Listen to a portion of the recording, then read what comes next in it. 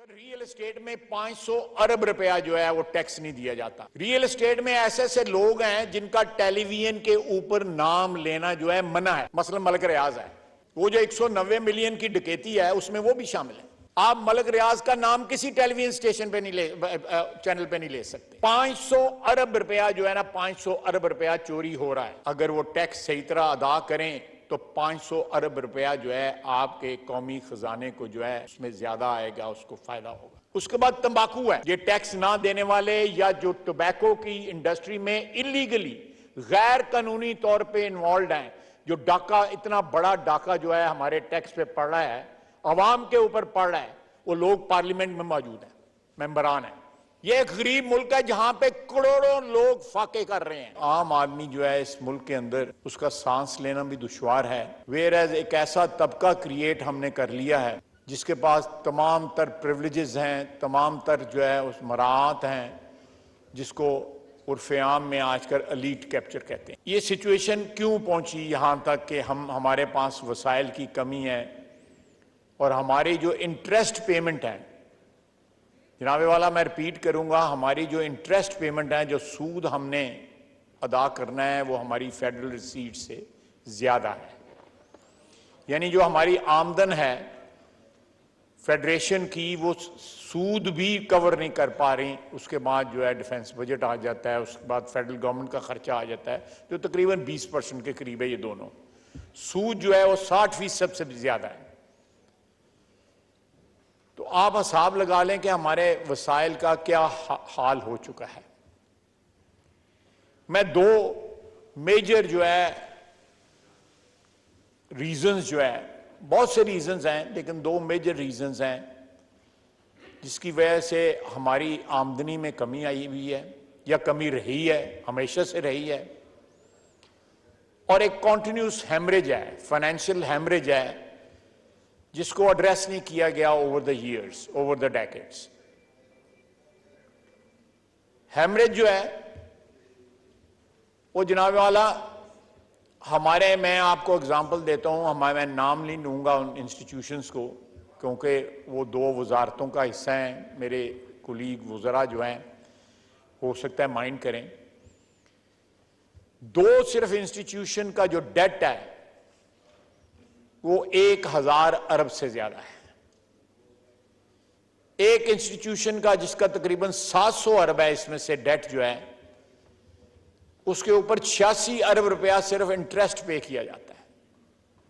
दोनों ऑर्गेनाइजेशन जो है माशी डेफिनेशन के हिसाब से अगर उनकी तारीफ की जाए माशी तौर पे, तो दोनों एक्सट्रीमली सिक ऑर्गेनाइजेशंस हैं। उनकी जितनी जल्दी भी डिस्पोजल हो जाए इस मुल्क के लिए बेहतर है, लेकिन हम उनको कैरी कर रहे हैं अपनी निगलेक्ट की वजह से, अपनी बेहिसी की वजह से, अपने जो माशी हालात हैं उनसे बेखबरी की वजह से। बेखबरी तो मैं नहीं कहूँगा, सबको पता है कि हमारी माशी हालात क्या हैं। इस तरह और जरा टेलीफोन ही बात, मोबाइल फोन पे बात करना अलाउ नहीं है जी। ये हालात जो हैं ये कुछ छुपे हुए नहीं है। हजारों अरब रुपया जो है वो हमारे मुल्क में ऐसी ऑर्गेनाइजेशन को जिंदा रखने की कोशिश में सर्फ होता है जिनका जिंदा रहना जो है नामुमकिन है, या उनको जिंदा रख के उसमें पैसे पंप करना मैं समझता हूं एक क्राइम अगेंस्ट स्टेट है। आप क्राइम अगेंस्ट स्टेट कमिट करते हैं जब एक ऑर्गेनाइजेशन जिसका कोई सिलसिला ही ना हो रिवाइवल का और आप उसको पंप करते हो।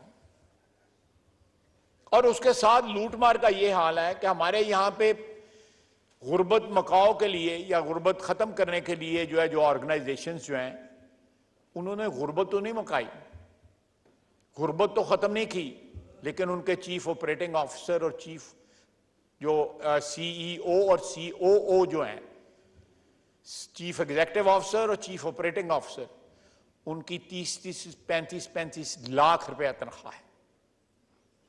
और वो अपनी पोजीशंस को प्रोटेक्ट करने के लिए उन्होंने स्टे ऑर्डर्स लिए हुए हैं। जनाब वाला, ये मुल्क जो है इसका एक एक बाल जो है वो कर्जे में जकड़ा हुआ है। और आप पॉवर्टी एलिविएशन के लिए जो ऑर्गेनाइजेशंस बनाते हैं उनमें ये इतनी इतनी तनख्वाहें देते हैं, क्या किसी को पता है? ये सारे जो बोर्ड्स बने हुए हैं मुख्तलिफ गवर्नमेंट ऑर्गेनाइजेशंस में, वो अपनी तनख्वाहें, अपने पर्क्स जो है खुद डिसाइड करते हैं। और एक लूट मार का बाजार जो है वो गर्म है, कोई पूछने वाला नहीं है। मैंने आपको ये जो ब्लीडिंग हो रही है हमारे पब्लिक सेक्टर के अंदर ऑर्गेनाइजेशंस की, पब्लिक सेक्टर्स में कॉर्पोरेशंस की, उसका तो थोड़ा सा हाल बताया। उसके बाद जो हमारी इनकम का सोर्स है वो हमारा मेनली टैक्स है, जो रेवेन्यू जो है हमारा वो सोर्स है। मैं जनाब वाला, एक स्टडी है जो एक ऑर्गेनाइजेशन है, कल उन्होंने सरीना में एक अपना एक सेमिनार भी रखा हुआ है, उन्होंने ये स्टडी पब्लिश की है, IPOSS उनका उस स्टडी उस ऑर्गेनाइजेशन का नाम है। सर मुख्तलिफ, मैं डिटेल में नहीं जाऊंगा, मुख्तलिफ सेक्टर्स में जो टैक्स की चोरी है उसकी उन्होंने अमाउंट्स बताई गई है। सर रियल एस्टेट में 500 अरब रुपया जो है वो टैक्स नहीं दिया जाता। अगर वो टैक्स सही तरह अदा करें तो 500 अरब रुपया जो है आपके कौमी खजाने को जो है उसमें ज्यादा आएगा, उसको फायदा होगा। उसके बाद तंबाकू है। रियल एस्टेट में ऐसे ऐसे लोग हैं जिनका टेलीविजन के ऊपर नाम लेना जो है मना है, मसलन मलक रियाज है, वो जो 190 मिलियन की डकैती है उसमें वो भी शामिल है। आप मलक रियाज का नाम किसी टेलीविजन स्टेशन पे नहीं ले, चैनल पे नहीं ले सकते। 500 अरब रुपया जो है ना, 500 अरब रुपया चोरी हो रहा है अंडर इनवॉइसिंग और लैंड वैल्यूएशन के मद के अंदर जो है ना वो ये सारा पैसा चोरी हो रहा है। उसके बाद टोबैको है, 240 अरब रुपया चोरी हो रहा है। दो कंपनीज जो दोनों फॉरेन कंपनीज हैं वो 99% टैक्स पे कर रही हैं, और बाकी तमाम कंपनियां जो 40% हैं वो 1% टैक्स पे कर रही हैं। और वो लोग हमारी पार्लियामेंट में पहुंच चुके हुए हैं। ये टैक्स ना देने वाले या जो टोबैको की इंडस्ट्री में इलीगली गैर कानूनी तौर पे इन्वॉल्व हैं, जो डाका, इतना बड़ा डाका जो है हमारे टैक्स पे पड़ रहा है, आवाम